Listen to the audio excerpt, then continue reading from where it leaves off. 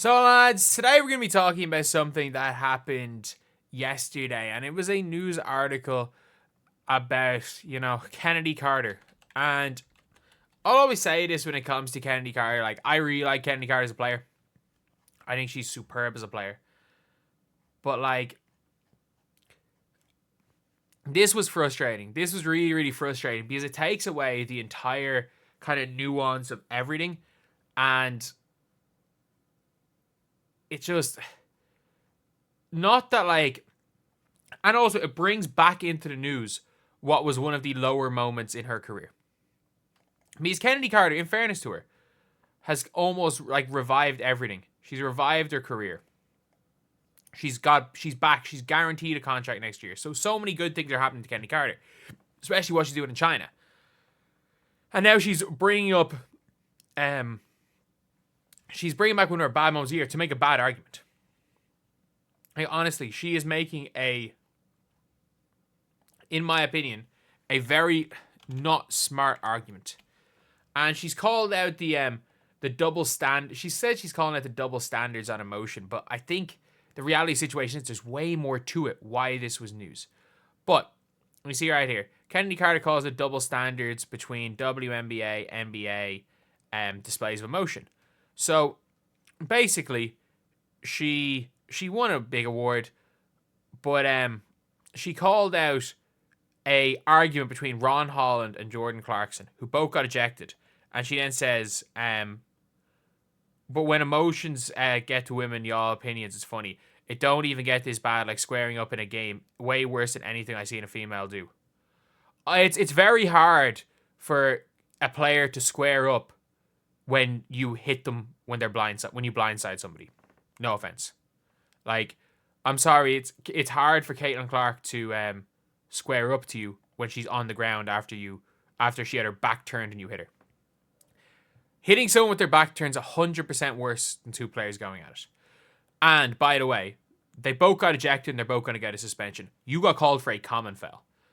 And that's where I think the big difference is that everybody knows. Carter's a fair point. She does, but I think there is a huge difference between what Chennedy Carter did, the aftermath of what Chennedy Carter did. Chennedy Carter screamed, "You B-word," and smacked someone in the back and blindsided Caitlin Clark for no reason. People are like, oh, Caitlin Clark elbowed her. What? Like, Caitlin Clark literally went to go for the ball. And, like, what happens in basketball when players are going for the ball? Sometimes, limbs hit other places. And, like, I think Caitlin Clark grabbed the ball. And I don't even think she connected with anything.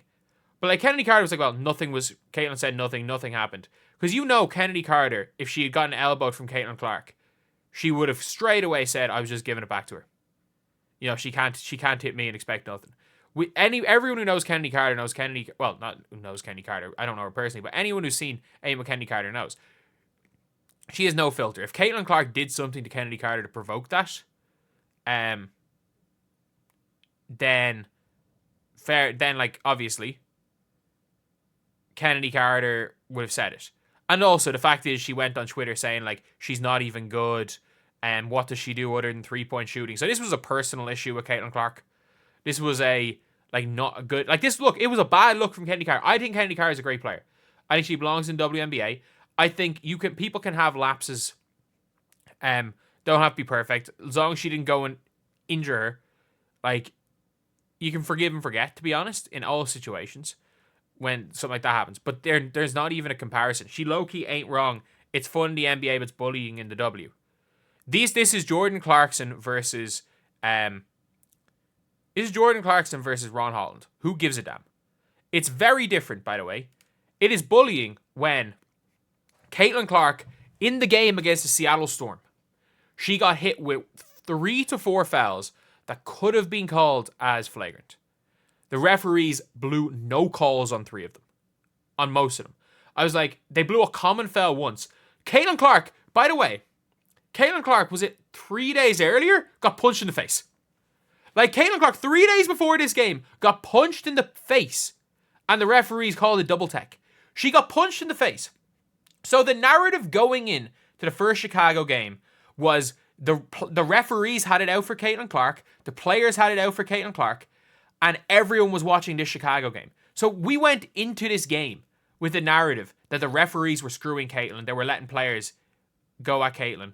And then Chennedy Carter cheap shots Caitlin, and it's called as a common foul. That is why the talk. By the way, what Alyssa Thomas did to Angel Reese was worse than what Chennedy Carter did to Caitlin Clark. The difference is the referees looked at what happened in the situation with Angel Reese and Alyssa Thomas. They ejected Alyssa Thomas. If Chennedy Carter got ejected from that game, we would not be talking about this now. The reason why we're talking about it is the refs called it a common foul and then upgraded to a flagrant 1. It was the definition of a flagrant 2. The most obvious flagrant 2 in the history of basketball. And also, as much as anything, the fact that Angel Reese jumped up to celebrate it. That's why people are talking about it. Because the narrative was already about the fact that players were being allowed to rough up Caitlin Clark. Which is the truth. Early in the season, players were allowed to rough up Caitlin Clark. The amount that she got hit in the head in that spell of their first 10 games. She got hit in the head 4 to 5 times. And nothing. Absolutely nothing. She was getting hit in the head constantly. She got punched. She literally got punched. And the referees called it double tech. She got teed up for getting punched in a game. Like, that's where the narrative, and that's where the difference is. To make the point of like, oh, there's a reason why in any of other Chennedy Carter's, there's a reason why. Chennedy Carter had, 4 flagrant fouls last year? Nobody talked about the ones other than the Caitlin Clark one, and when she effectively went downwards fisted Breanna Mabry in the face. First possession when she was on the floor, by the way. Like, the Breanna Mabry situation was bad, where it's like, she wasn't even talking to the teammates. And if it was during the game, whatever. The first time Breanna Mabry touched the ball, Chennedy Carter smacked her in the face. So an obvious flagrant foul there. Like, that was a cheap shot. And there's a reason why that foul and the Caitlin Clark one are still talked about. Showing emotion is very different. Like, there's a reason why nobody is talking about the Brittany Griner situation with Rickea Jackson. That is 2 players getting into it in a very similar way as happened here. We've got to say there is a difference. And the fact that people are still trying to claim that it was just a showing of emotion. Yeah, like Chennedy Carter did not get banned. I don't think she deserved to be banned. I don't think she deserved to have a reputation. Like, it is what it is. It was... The reason why the emotions are there is because if, let's just say hypothetically, Victor Wembanyama was getting, or Cooper, let's say Cooper Flag. Cooper Flag comes into the NBA and gets all this hype. And Cooper Flag is just standing there, and somebody runs into Cooper Flag's back and does what Chennedy Carter did to Caitlin Clark. Of course there would be talk about it, especially if in the previous game, Cooper Flag was flagrantly fouled 2 to 3 times. The referees called none of it. And their coach literally came out being like, refs, you've got to do something about this. My player is being targeted. And then the next game, somebody did that to Cooper Flag. Yeah, of course they would talk about it. It's not even nearly the same situation. When 2 players get into it, emotions get high, it is what it is. Chennedy Carter blindsided somebody when every single eye was watching her. When the reputation of the referees are not protecting Caitlin Clark was happening. That discussion was happening. The refs weren't protecting her. If Chennedy Carter was ejected on the day, nobody would be talking about that now. Maybe they would. But it would go down as like the Diamond to Shield situation, where people talk about it for 4 days. The reason why the Chennedy Carter situation was talked about so much was because there was already the narrative that Caitlin Clark was being targeted and the referees weren't protecting her. And then, effectively, what all Chennedy Carter did was, in the eyes of people that believed that narrative, confirmed everything they thought. And that's the difference. Nobody gives a flying fuck about Ron Holland, not Ryan Howard, Jesus, that's a WNBA player, Ron Holland or Jordan Clarkson.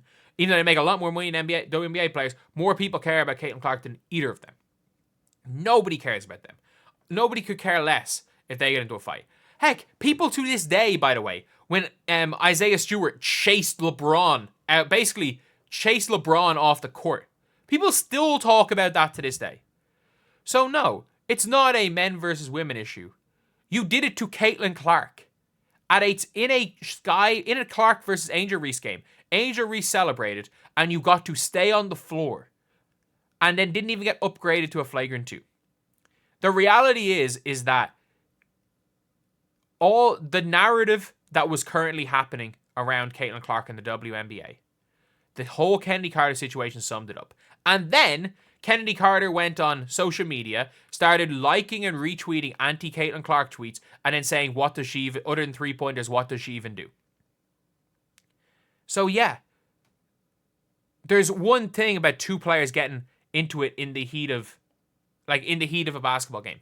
What Chennedy Carter did is not even remotely similar. And the fact that what Chennedy Carter did progressed over 2-3 days of her crashing out on social media afterwards, to equate this to what happened with Chennedy Carter is rewriting history and what happened in the Chennedy Carter situation.